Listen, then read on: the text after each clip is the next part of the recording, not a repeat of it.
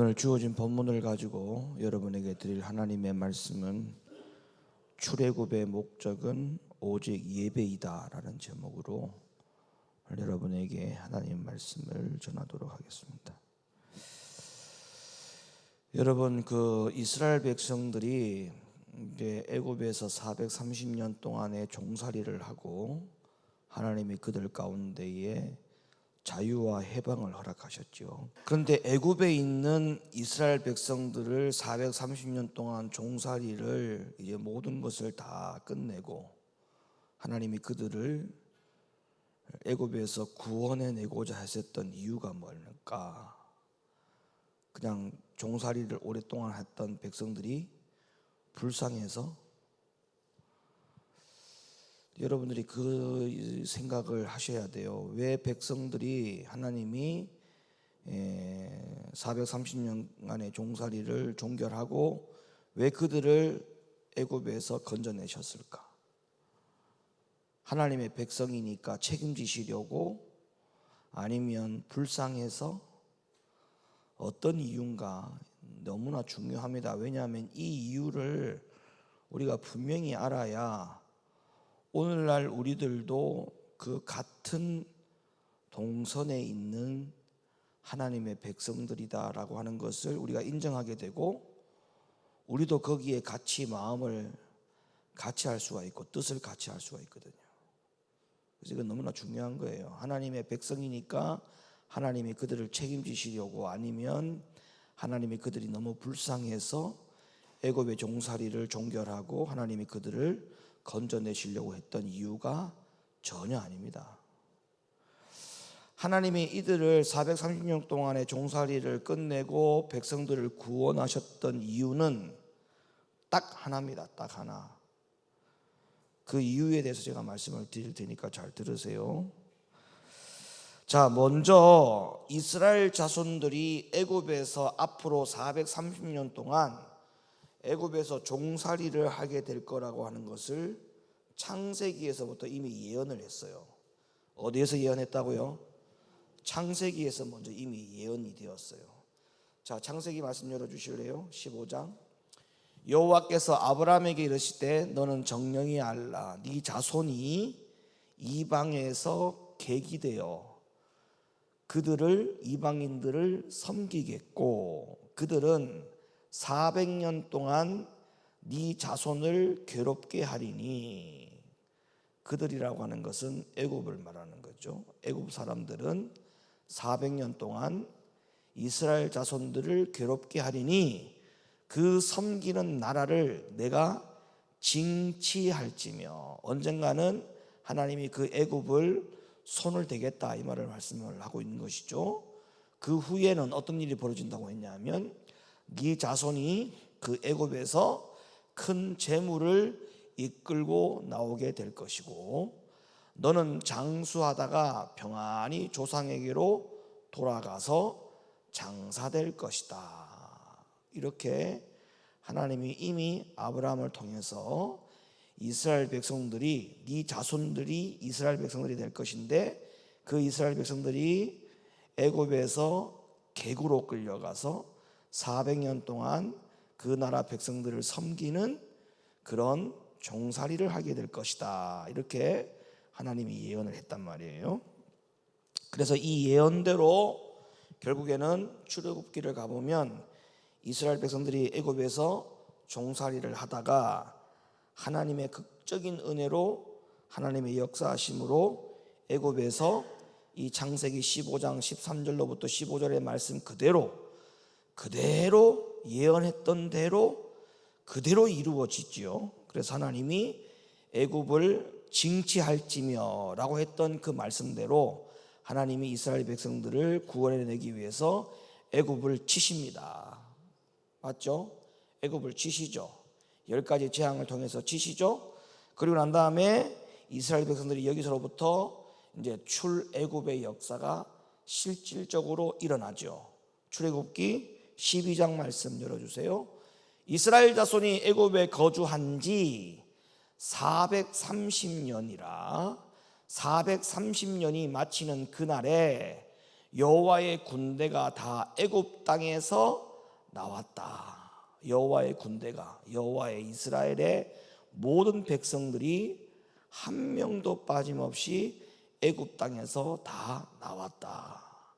그래서 창세기 15장의 예언이 출애굽기 12장을 통해서 그대로 그 예언이 성취가 됩니다. 자, 그러면 이제 여기서 우리가 이 과제를 풀어야 돼요.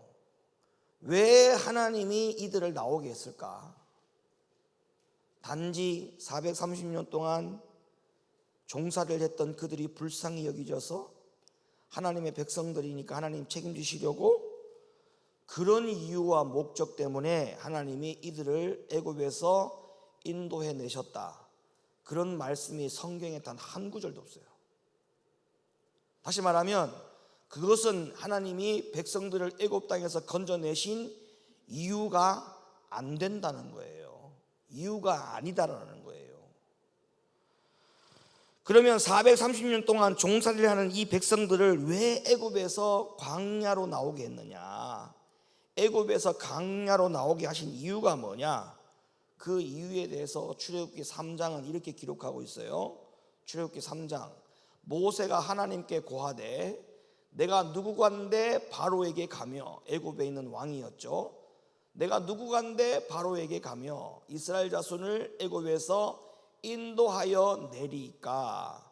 하나님이 가라사대 내가 정녕 너와 함께 있으리라. 네가 백성을 애굽에서 인도하여 낸 후에 너희가 이 산에서 하나님을 섬기리니 이것이 내가 너를 애굽 땅에 보낸 증거다. 이것이 내가 이스라엘 백성들을 애굽에서 건져서 광야로 끌고 나오게 하기 위해서 내가 모세인 너를 애굽 땅 바로에게 보내는 이유다. 이렇게 지금 설명하고 있다고요. 그러니까 명명백백하게 성경에서 뭐라고 딱 기록되어 있냐면 430년 동안 종살이하던 애굽에 있던 백성들을 광야로 건져내신 이유는 딱 하나예요. 바로 여기에서 말씀하고 있는 하나님을 섬기게 하도록 하기 위해서. 아멘입니까? 그러면 우리가 답을 얻었어요. 430년 동안 종살이하는 백성들을 왜 애굽에서 건져내셨느냐? 불쌍해서도 아니고 하나님의 백성이니까 책임지시려고 하는 것도 아니라 오로지 그들을 건져내서 광야에 데리고 나와서 뭐 하도록 하기 위해서? 하나님을 섬기도록 하기 위해서. 자, 그러면 우리가 이 영적인 해석이 따라가야 돼요. 애굽은 세상을 말합니다. 광야는 사도행전에 보니까 분명히 광야는 교회라고 했습니다. 스데반 집사의 설교 내용을 보면 광야 교회에서 그들이 섬겼다 이렇게 말씀하고 있거든요. 그러니까 광야는 교회를 말하죠. 애굽은 세상을 말하죠. 그러면 애굽 세상에 있는 하나님의 자녀들을 하나님이 왜 광야 교회로 그들을 불렀느냐? 왜 구원해 내셨느냐? 이유는 딱 하나예요. 무슨 이유라고요? 여기 이유 외에는 다른 이유를 대면 안 돼요. 무조건 이유는 딱 하나예요. 하나님을 섬기도록 하기 위해서요.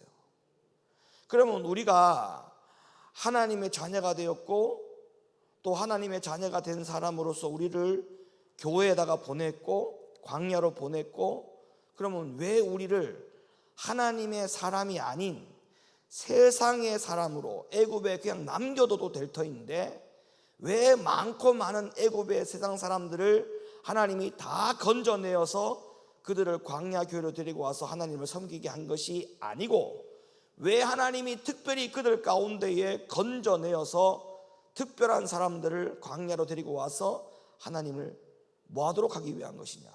섬기도록 하기 위한 거예요. 그러니까 여러분들이 잊어버리면 안 돼요. 여러분들이 왜 교회에 나오게 됐느냐? 왜 하나님을 믿게 되었느냐? 왜 하나님이 나를 선택하셨느냐? 이유는 딱 하나예요. 우리를 불쌍해서 그런 것도 아니고, 우리를 그냥 모든 세상 만사에서 우리를 책임지시기 위해서 우리를 건져내신 것도 아니고, 우리를 하나님의 자녀 삼고 하나님의 백성 삼아주신 이유는 딱 하나, 뭐 하도록? 하나님을 섬기도록 하기 위해서 우리를 선택했다는 거예요. 그러면 우리에게는 뭐가 생겼느냐? 의무가 생겼어요. 의무가. 어떤 의무가 생겼느냐 하면 하나님을 섬겨야 되는 의무가 생겼다는 거예요. 근데 이 의무를 이행하지 않는 백성들이 너무 많아요. 하나님을 섬기라고 했는데 광야에 와서 하나님을 섬기지 않는 그 의무를 다하지 않는 백성들, 과거의 이스라엘 백성들에게도 이런 모습들이 있었어요.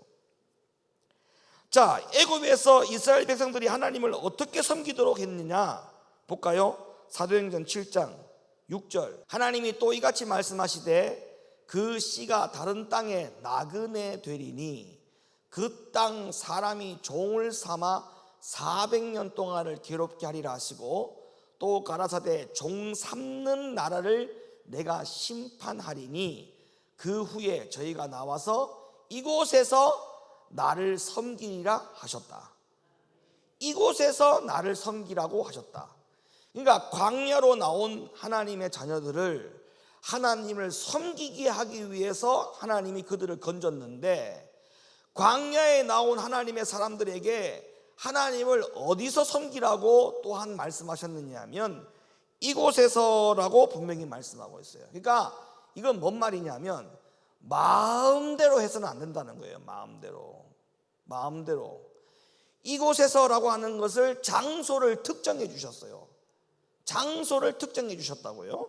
38절로 내려가 볼까요? 시내산에서 말하던 그 천사와 및 우리 조상들과 함께 어디에 있었다고요? 광야 교회에 있었고, 그러면 다시 7장 7절 다시 가보세요. 그 후에 저희가 나와서 이곳에서, 그 후에 저희가 나와서 광야로 나와서, 애굽에서 광야로 나와서 어디서? 이곳에서 하나님을 섬기라. 이곳이 어딘데요? 38절까지 내려가 보니까 광야 교회에서 하나님을 섬기라고 하셨다. 이렇게 분명히 명명백백하게 딱 떨어 맞아지게 성경은 분명히 말씀해 주고 있어요. 그러니까 우리에게는 어떤 의무가 있느냐? 하나님을 섬기는 의무가 있고, 그 하나님을 섬길 때에 아무 때나 하나님을 섬기는 게 아니고 그곳에서, 이곳에서 나를 섬기라고 지정해 주신 광야 교회에서 하나님을 섬겨야 되는 의무가 우리에게 주어졌다, 이 말이에요. 의무가 주어졌다. 여러분들이 가장 기본이 뭔지 아세요? 여러분의 기본의 의무가 뭔지 아세요? 하나님의 자녀, 하나님의 백성. 여기에 여러분이 가장 기본이 뭐냐 하면 하나님을 섬기는 자입니다. 다시 말하면 내가 하나님의 자녀, 하나님의 백성, 또한 내가 목사, 집사, 장로, 권사 이기 전에 우리에게 기본적인 의무가 뭐냐? 하나님을 섬겨야 되는 의무를 다 지니고 있다는 거예요. 그러면 먼저가 뭐냐? 하나님을 섬기는 권사가 돼야 돼요. 하나님을 섬기는 집사가 돼야 돼요. 하나님을 섬기는 장로님이 되셔야 돼요. 그런데 앞에 이것이 빠져요. 의무가 빠져있는 성도들이 있다고요. 그냥 집사, 그냥 장로, 권사, 목사. 예배에 목숨 걸지 않는 집사, 권사, 장로는 하나님의 백성이 아닙니다. 다시 말씀드립니다. 하나님을 섬기는 일에 최우선으로 하지 않고 여기에 목숨을 걸지 아니하면 그 사람은 하나님의 백성도 아니고 권사도 아니에요. 집사도 아니에요. 이거 제가 그냥 여러분에게 그냥 혈기내어서 하는 이야기인 줄 아는데 천만의 말씀, 성경에 뭐라고 되어 있는가를 보세요. 출애굽기 32장 7절 잘 보세요. 성경에 여호와께서 모세에게 이르시되 너는 내려가라. 지금 이게 무슨 관계이냐면 광야 교회로 하나님이 그들을 보낸 이유가 하나님을 섬기라고 보냈는데, 거기에서 하나님을 섬기지 않고 모세가 시내산에 올라가 있는 동안에 그들이 하나님을 섬기는 게 아니고 다른 예배를 드리고 있었던 거죠. 맞죠? 금송아지를 만들어 놓고 다른 예배를 드리고 있었던 거예요. 그래서 그 사실을 시내산에 올라와 있는 모세에게 하나님이 그 사실을 알려줍니다. 지금 저 아래에서 하나님의 백성들이 무슨 짓을 하고 있는지를 지금 모세에게 알려주는 내용인데, 그 내용을 잘 보세요. 성경에 여호와께서 모세에게 이르시되 너는 내려가라. 네가 애굽 땅에서 인도하여 낸, 그 다음에 누구 백성이라고 되어 있어요? 누구 백성? 네 백성이 부패하였도다. 자, 하나님이 말씀하고 있어요. 누구에게? 모세에게. 근데 하나님이 모세에게 내가 애굽 땅에서 인도하여 낸, 자, 애굽 땅에서 인도한 것도 사실은 누가 인도하신 거예요? 모세입니까? 하나님입니까? 하나님이죠. 근데 하나님이 지금 뭐라고 합니까? 하나님이 애굽 땅에서 인도해냈다고 말하지 않고 네가 애굽 땅에서 인도해냈다 이렇게 말하죠. 모세가 애굽 땅에서 인도했다 그러죠. 그 다음에 하나님의 백성인데 누구의 백성이라고 말합니까? 네 백성. 여기서 네 백성이 누군데요? 모세의 백성이라고 말합니다. 다시 말하면 하나님 백성이 아니라는 거예요. 하나님을 섬기는 일이 가장 기본이고 의무인데, 이것을 뒤로 하는 사람은 집사든 권사든 장로든 목사든 그 사람은 하나님의 백성이 아니에요. 이게 지금 제가 그냥 하는 말이에요? 성경에 있는 이야기예요? 성경에 있는 이야기예요. 하나님의 백성이 아니라니까요. 하나님을 어떻게 섬겨야 되느냐? 광야에서, 광야 교회에서 하나님을 섬기는 행위, 즉 예배드리라는 거예요. 예배. 우리를 세상에서 왜 우리를 건져서 하나님의 자녀 만들었고 하나님의 백성 만들었다고요? 우리가 하나님 앞에 뭐하게 하도록, 나를 하나님 앞에 뭐하게 하도록 예배드리도록 하라고 하나님이 우리를 거기서 세상에서 건져내서 하나님의 자녀 삼고 백성 삼았다는 거예요.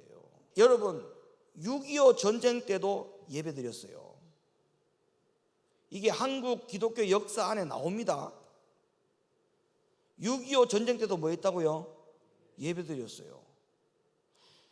6.25 전쟁 때도 국회의원 선거했어요. 전쟁이 나도 선거했어요. 전쟁이 나도 예배드렸다고요. 이게 가장 기본이에요. 기본. 예배는 내가 드리고 싶으면 드리고 환경에 따라서 이랬다 저랬다 변경하고, 예배는 그럴 수 없는 거예요. 예배는 기본이에요. 기본. 이것을 부정하는 사람은 본인 스스로가 내가 하나님의 백성이 아님을 인정하든지, 지금 이거를 부정하면 앞에 있는 모든 역사의 사실이 다 부정되는 거예요. 뭐냐? 하나님이 그들을 애굽에서 건져낸 것도 부정하는 거고, 왜 건져냈는지 그 이유에 대해서도 본인이 부정하는 거고, 다 부정되는 거예요. 이게 전체가 다 부정되는 거예요. 우리를 하나님이 책임지려고 애굽에서 건져낸 것도 아니고 우리를 불쌍해서 건져낸 것이 아니라 오직 이유는 딱 하나라니까요. 예배드리도록 하려고 우리를 건져냈어요. 근데 우리가 이걸 어떻게 순서를 두 번째로 세 번째로 밀려낼 수가 있습니까? 두 번째 세 번째로 절대 그럴 수 없어요. 하나님이 명하신 대로 우리는 하나님을 섬기고 예배하는 일이 가장 1순위가 되어야 됩니다. 우선이 되어야 됩니다. 할렐루야. 예배를 하나님이 원하시는 예배, 하나님이 명하시는 대로 예배하지 않는 것은, 그건 예배자가 하나님의 백성이 되지 못한 채 예배하는 어처구니가 없는 상황이 될 수 있다는 것을 명심해야 됩니다. 출애굽기 32장 7절의 말씀처럼요. 하나님이 이스라엘 백성들을 나의 백성이라 부르지 않고 네 백성이라고 하지 않습니까? 네 백성, 모세의 백성이라고 부르는 거예요. 시내산에서 벌어진 금송아지 예배를 통해서 무슨 일이 벌어졌습니까? 그들은 더 이상 하나님의 백성이 아니다라고 하나님이 선언을 한 거예요. 내가 저들을 나에게 예배드리라고 내가 저들을 인도해서 여기까지 끌고 왔는데, 하나님 중심의 예배가 아니고 우상의 예배를 드린다? 그러면 저는 내 백성이 아니다. 내가 저들을 끌고 온 게 아니다. 내가 끌고 온 목적은 예배인데 우상을 섬긴다? 그러면 내 백성이 아니다라는 거죠. 맞는 말 같지 않아요? 예, 하나님의 백성이 아니라는 거예요. 그러니까 네 백성이니까 네가 알아서 하라는 거예요. 그래서 모세가 내려가서 그 광경을 보니까 진짜 기가 막히거든요. 그래서 분노해서 하나님께로 받은 두 돌판을 그냥 집어 던지지 않습니까? 수천 명이 죽어나갔어요. 여러분, 오늘날 이 금송아지 예배가 오늘날 이 교회 안에서도 이루어지고 있어요. 자칫하면. 여러분, 금송아지 예배가 뭔지 아세요? 금송아지 예배가, 이게 금송아지 예배라는 말은 큰 틀에서 말하면 하나님 중심의 예배가 아닌 건 다 금송아지 예배예요. 맞죠? 하나님 중심의 예배일 경우에는 금송아지가 필요해요? 필요 없죠. 하나님 중심이 아닌 걸로 하니까 이게 금송아지 예배가 되는 거예요. 자, 예배의 주인이 누굽니까? 그게 하나님 중심의 예배입니다. 근데 예배를 나올 때 내가 사람 보고 나와요? 그거는 하나님 중심의 예배가 아니고 그게 바로 금송아지 예배 드리는 거예요. 제가 지난번에도 그런 이야기 한번 지나가면서 했던 이야기가 있어요. 예배가 콘서트 현장이 되면 안 된다고 제가 누차 말씀드렸죠. 콘서트 현장에 가보세요. 거기에 수백 명, 수천 명이 앉아있지만 콘서트에 등장하고 있는, 게스트로 올라오고 있는 모든 가수들이 전체 모든 콘서트에 참석하고 있는 모든 사람들이 다 열광해 주는 건 아닙니다. 거기에 보면은 자기들이 원하고 자기들이 좋아하는 가수가 따로 있어요. 그래서 자기가 원하는 가수가 나오면 피켓 들고 막 흔들잖아요. 팬클럽이 있다고요. 팬클럽이. 하나님 중심이 아닌 모든 예배가 다 이런 식으로 예배 드린다면 그 예배는 금송아지 예배입니다. 사람의 눈으로, 사람의 의견 차이에 따라서 목사님이 안 계시면 예배 안 나오고, 전도사가, 부목사가 예배하면 예배 안 나오고, 목사님이 설교하면 예배 나오고, 이거 다 금송아지 예배예요. 그리고 뭐 반주자든 여기 뭐 이렇게 여러 가지 뭐 섬기는 사람들이든 찬양단이든 예배 찬양하는 시작하는 것부터 사실은 예배의 시작이에요. 안 그래요? 그런데 찬양단들이 찬양 끝마치고 전부 다 우르르 단체로 화장실 갔다 와. 물 먹고 와. 그게 바로 뭐예요? 그게 하나님 중심의 예배입니까? 그게 하나님 중심입니까? 나 중심이지. 그건 나 중심이지 하나님 중심이 아니에요. 모든 마음과 생각과 뜻이 누구에게 올인이 돼야 되느냐? 예배 시간에는 하나님에게 올인이 돼야 돼요. 하나님에게. 모든 집중이 하나님에게 집중돼야 돼요. 옆에 애가 떠들든 뭐를 하든 간에 예배에 방해되는 모든 것들을 다 단도리를 해가지고 예배가 방해받지 않도록 하나님 앞에 중심과 초점이 맞춰지지 않는 것을 다 정리정돈을 하고 철저하게 하나님 앞에 예배드려야 돼요. 예? 그게 안 되면 그게 전부 다 뭐다? 금송아지 예배예요. 금송아지 예배. 하나님 중심의 예배가 아니에요. 그건. 모세도 말도 안 되는 예배의 모습을 보면서 분노했습니다. 자, 어떻게 했죠? 출애굽기 32장 9절. 여호와께서 또 모세에게 이르시되 내가 이 백성을 보니 목이 곧은 백성이로다. 전에 가까이 이르러 송아지와 그 춤추는 것을 보고 대노하여 손에서 그 판들을 산 아래로 던져 깨뜨리니라. 모세가 그들의 만든 송아지를 가져 불살라 부수어 가루로 만들어 물에 뿌려 이스라엘 자손에게 마시우니라. 왜 그럴까요? 모세가 왜 그랬을까요? 예배 한 번 잘못 드린 게 뭐 그렇게 큰 죄라고 생각할 수 있습니까? 그럼 이거는 뭡니까 도대체?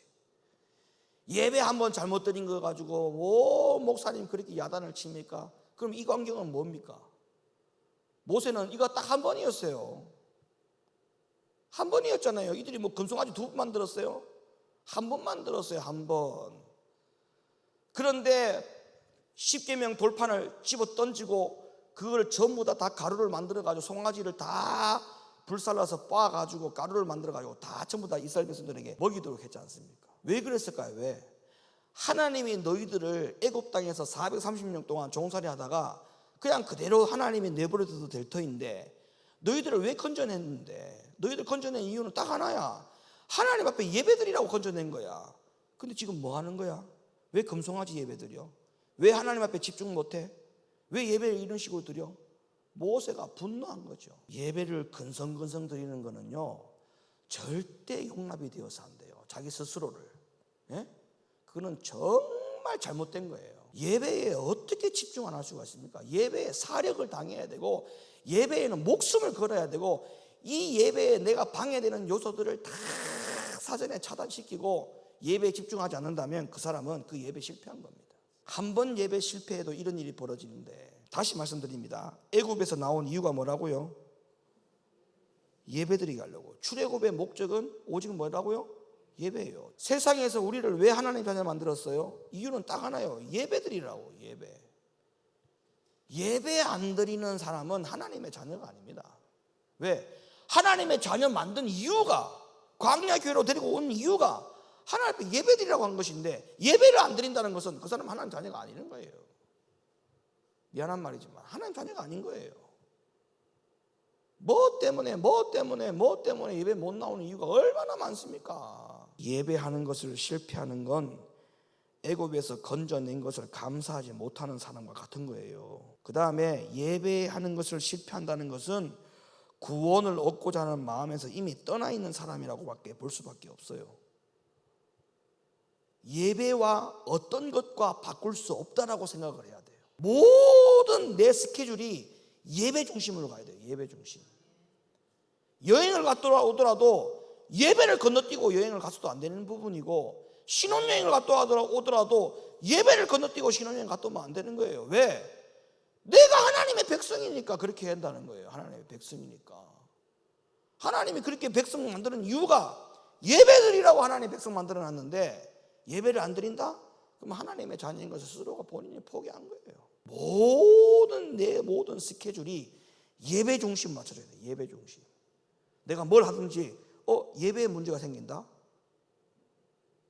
스케줄 조절을 해야 돼요. 일정 조절을 해야 돼. 예배에 문제가 생긴다? 일정 조절을 해야 돼요. 이게 1순위야 1순위. 오늘 요한복음 4장 23절 말씀 다시 보세요. 예배가 얼마나 중요한지를 예수님이 직접 말씀하셨어요. 예배하는 자를 하나님이 찾는다는 겁니다. 예배하는 자들을. 아버지께서 참으로 예배하는 자들은 신령과 진정으로 예배할 때가 오나니 곧 이때라. 아버지께서는 이렇게 자기에게 예배하는 자들을 찾으시느니라. 그러니까 하나님이, 아버지가 누굴 찾느냐? 예배하는 자들 속에서 찾는다는 거예요. 예배하는 자들 속에서. 그러면 하나님이 찾으시는 장소는 어디냐? 예배 장소예요. 예배 장소. 여기에서 하나님을 찾는 거예요. 여기서. 하나님이 여러분들 찾을 때 여기서 찾는다는 거예요. 세상에서 찾는 게 아니고. 그러니까 기도를 하더라도 어디에 와서 기도해야 되느냐? 성전에 와서 기도해야 되죠. 예배를 드리더라도 가급적이면 어디서? 최대한 어디서? 성전에서 예배 드려야 돼요. 왜? 하나님이 예배하는 자를 찾는다고 했으니까.